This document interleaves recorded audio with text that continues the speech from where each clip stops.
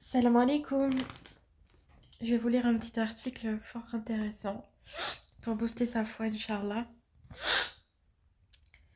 Délaisse la vie présente et bâtis ta demeure. Au nom d'Allah, le tout miséricordieux, le très miséricordieux. J'atteste que nul ne mérite d'être adoré en dehors d'Allah, seul et sans associé.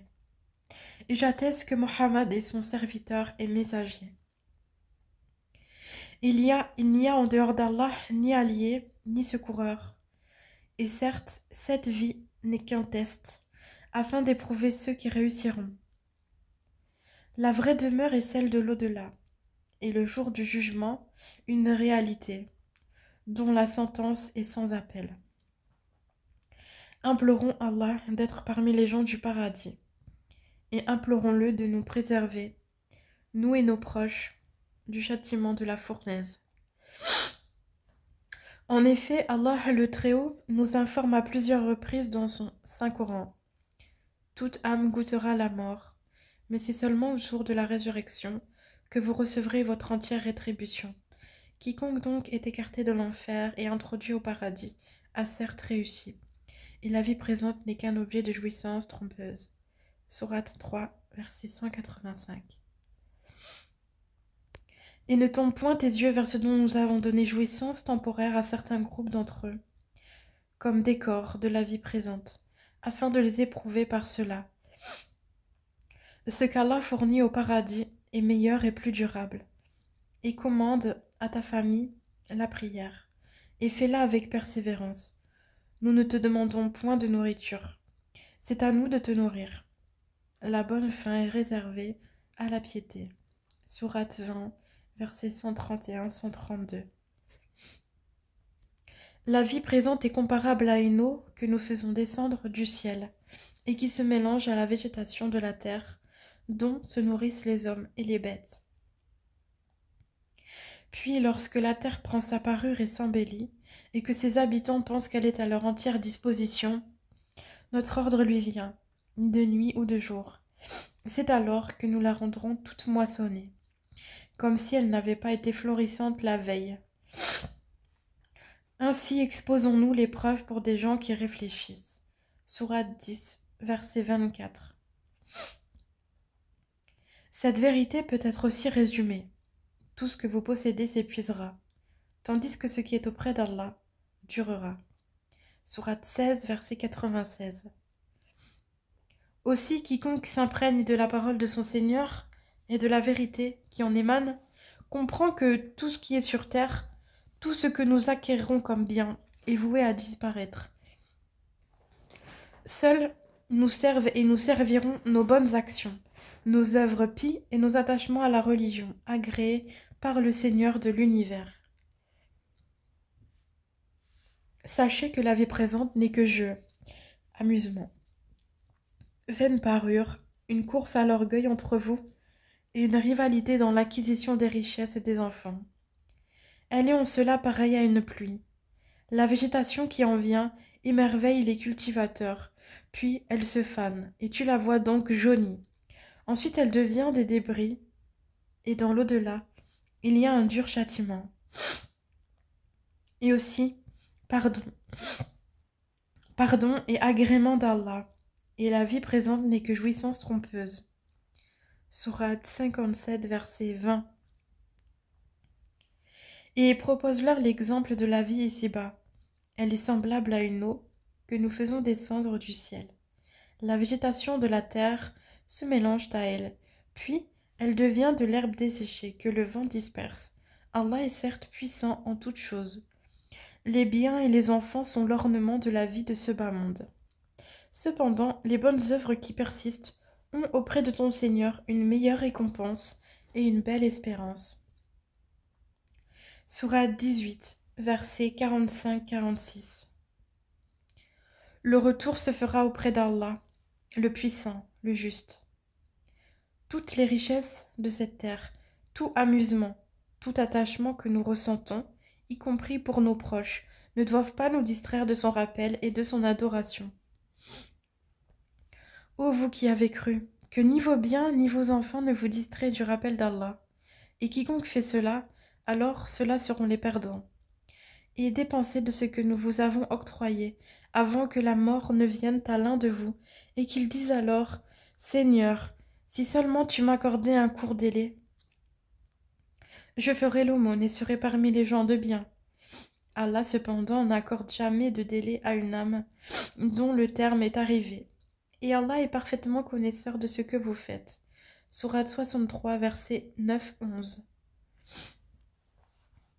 Assurément, ce monde est maudit, comme l'est tout ce qu'il contient, à l'exception du souvenir de Dieu et de ce qui s'y rapporte, du savant et de celui qui étudie.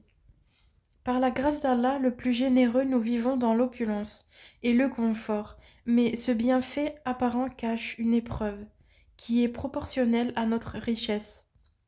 La tentation. En effet, plus nous possédons, plus nous désirons, et hélas, ces faux besoins ont tendance à nous détourner de notre véritable but, et surtout de la mort qui attend chacun d'entre nous. Allah, dans son infinie sagesse, connaît sa création, et fait mention de ceci dans le noble Coran. On a enjolivé aux gens l'amour des choses qu'ils désirent, femmes, enfants, trésors, thésaurisés d'or et d'argent, chevaux marqués, bétail et champs. Tout cela est l'objet de jouissance pour la vie présente, alors que c'est près d'Allah qu'il y a bon retour. Sourate 3, verset 14. Gloire à lui, il nous met en garde. Ô homme, la promesse d'Allah est vérité. Ne laissez pas la vie présente vous tromper, et que le grand trompeur Satan ne vous trompe pas à propos d'Allah. Sourate 35, verset 5. Cette vie d'ici-bas n'est qu'amusement et jeu. La demeure de l'au-delà est assurément la vraie vie. S'il savait, Sourate 29, verset 64. Dès lors, n'attendons pas que la mort nous réveille pour bâtir notre vraie et durable demeure. Lorsque nous emménageons quelque part, nous nous efforçons de rendre notre habitat confortable et agréable à vivre. Nous en prenons soin, et il en est de même pour nos biens. Nous faisons souvent très attention de ne pas faire tomber notre téléphone portable. Nous sommes très attentifs lorsque nous entretenons une nouvelle robe ou un nouveau sac. Rien d'anormal, ni de blâmable, mais il est de notre devoir de croyants de ne pas trop s'attacher au matériel ni aux personnes, car tout ce que nous possédons provient d'Allah, et tous, nous lui appartenons. Dans cet esprit, le messager d'Allah, que la paix et le salut soient sur lui, informa ainsi sa communauté. Méprise les choses d'ici-bas. Dieu t'aimera et méprise ce que possèdent les hommes, et les hommes t'aimeront. Ne vous attachez pas aux propriétés foncières, car elles susciteraient en vous le désir de ce monde. C'est la raison pour laquelle, même si rien dans notre religion ne nous empêche de jouir de nos possessions, il nous fait garder à l'esprit que les efforts que nous fournissons dans notre vie profane ne doivent pas arriver à la cheville des efforts que nous mettons en œuvre pour nous rapprocher de notre Créateur. Une très belle parole attribuée à Isa ibn Maryam, que la paix soit sur lui, dit ceci. Le monde est un pont. Passe sur lui, mais n'y établis pas ta demeure. Mohammed, que la paix et le salut soient sur lui, nous donna exactement également ce conseil. Sois dans ce bas monde comme un étranger ou un passant. Il s'adressa également un jour à ses compagnons en ces termes. Seigneur, il n'y a de vie que celle de l'autre monde. Réellement, cette vie ne dure qu'un instant. On dit souvent que la vie est un rêve dont la mort nous réveille. Ne nous laissons pas endormir et ne nous laissons pas avoir par ce bas monde. Et ce qu'il contient, nous avons l'incroyable chance et l'opportunité de connaître cette vérité. Cette pensée doit nous atteindre chaque fois que nous nous couchons et chaque fois que nous nous réveillons. Il nous faut fournir des efforts conséquents pour bâtir notre véritable demeure et la rendre agréable par la miséricorde de notre Seigneur.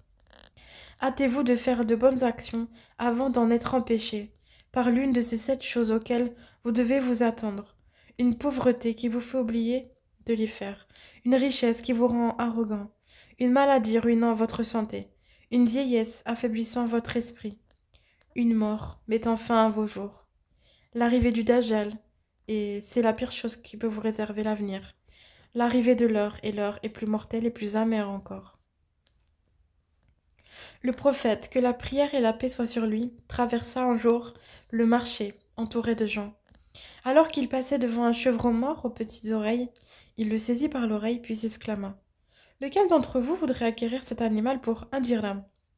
Ils répondirent. Nous n'en voulons point, pas même pour rien. Qu'en ferions-nous? Le prophète reprit. Le voulez-vous? Ils répondirent. Par Dieu, même s'il était vivant, le fait qu'il ait de petites oreilles est déjà un défaut. Qu'en est-il alors qu'il est mort? Par Dieu, ce monde est plus méprisable au regard de Dieu que ne l'est ce chevreau à vos yeux, conclut le prophète. Le musulman a bien sûr le droit d'apprécier ce qu'il possède et d'en profiter, mais il ne doit pas s'y attacher. Il a le droit d'aimer et même encourager à aimer ses proches, mais il doit s'agir d'un amour pour Allah. Ceci car le musulman ne doit ni détester ni redouter la mort.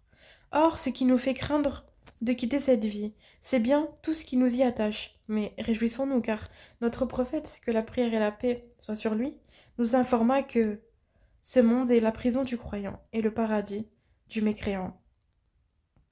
S'il est parfois difficile de ne pas céder à nos envies, la récompense n'en sera que plus belle.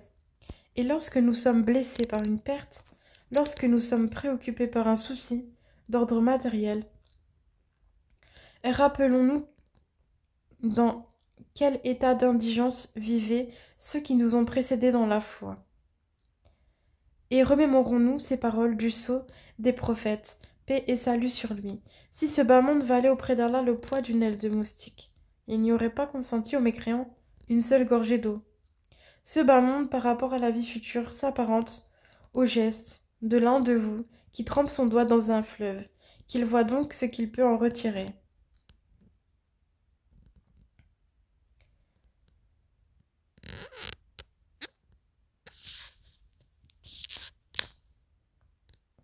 Finalement, le temps de naître et nous ne sommes déjà plus.